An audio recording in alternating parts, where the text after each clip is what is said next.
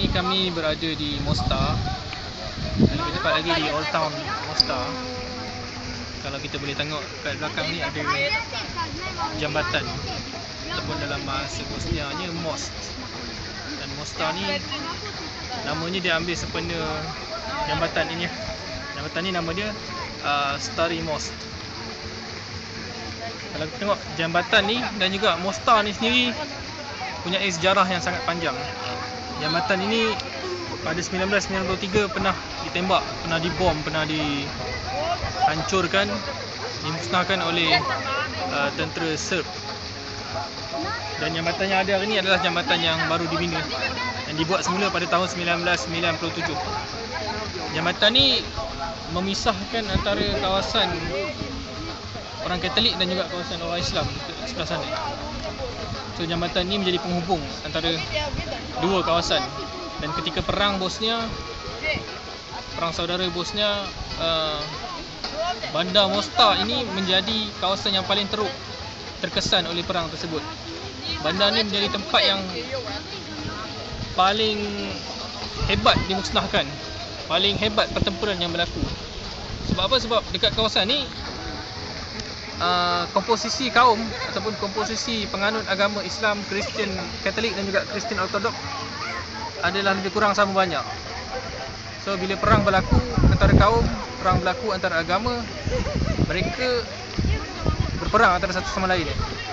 Orang Islam, orang Katolik, orang Ortodoks, mereka berperang. Dan pada ketika itu berlaku peperangan antara jiran dengan jiran, saudara dengan saudara, isteri dengan suami, mungkin bapa dengan anak. Sebab masa tu yalah, mereka berkeluarga dalam keadaan campur baur. Dalam keluarga ada orang Islam, ada orang Katolik. Mungkin bapa dia Islam, anak dia Katolik. Mungkin bapaknya Ortodok, isterinya Islam dan sebagainya. So bercampur baur. Dan bila perang berlaku, mereka berperang antara satu sama lain. Orang Islam, orang Katolik, orang Ortodoks berperang. Dan jambatan ini memisahkan antara dua kaum ni, dua penganut agama ni. Dan kita boleh bayangkan lah macam mana peperangan berlaku antara saudara mara, jiran, tetangga. Dan sebab itulah kita boleh kata Mostar ni kawasan yang paling teruk terkesan dengan perang. Sehingga hari ni kita boleh nampak kesan-kesannya. Kalau kat sana kita nampak bangunan-bangunan yang musnah, yang belum dibaiki. Begitu juga di sekitar bandar ni masih banyak kesan-kesan perang yang kita boleh tengok.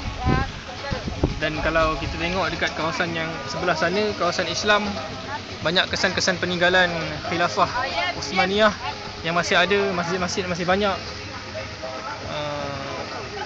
Dalam Mostar ni sendiri ada 34 buah masjid. 34 buah masjid. Tapi malangnya hanya 20 yang berfungsi. Selebihnya sekarang ni ada yang dimusnahkan, ada yang jadi muzium, ada yang jadi bazar, ada yang jadi benda-benda lain lah selain masjid. So kita nampak Islam tu masih ada, syiar Islam tu masih ada. Tapi perlahan-lahan umat Islam di sini perlu bangkit, perlu bersama-sama untuk mendaulahkan balik iman mereka, mendaulahkan balik agama mereka. Dan insyaAllah kita semua di seluruh dunia, di celahan mana saja, wajib untuk membantu lah.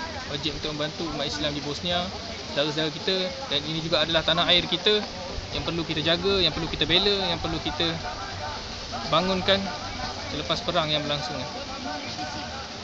So itulah dia daripada Bosnia. Allahu a'lam.